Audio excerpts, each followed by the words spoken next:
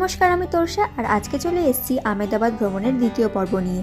কোথায় যাব ঠিক না করেই বেরিয়ে পড়লাম। রাস্তায় একটা খুব সুন্দর সাউথ ইন্ডিয়ান টেম্পল দেখে এখানেই নেমে পড়া হলো।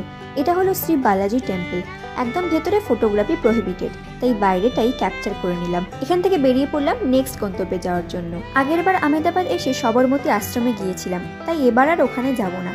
ওই দেখুন সামনে দিয়ে রাজার মতো যাচ্ছে বন্দে ভারত এক্সপ্রেস। এরপর আমরা চলে গেছিলাম ত্রিমন্দিরে। ত্রিমন্দির ঠিক কতটা সুন্দর ভাষায় প্রকাশ করতে পারবো না, তাই নিজেই দেখে নিন।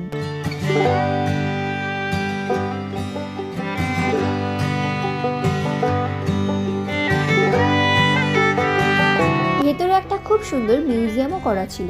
এক কথায় পুরো জায়গাটা স্বর্গীয়। গরমটা বেশ ভালোই ছিল, তাই ফ্রিতেই সমস্ত দর্শনার্থীকে ছাড় দেওয়া হচ্ছিল। শ্রীমন্দিরে তখন চলছিল লাঞ্চ টাইম। কুপন প্রাইস 70 টাকা। কুপন কেটে আমরা ঢুকে পড়লাম লাঞ্চ করতে। লাঞ্চ করার ব্যবস্থা কিন্তু এখানে বেশ সুন্দর।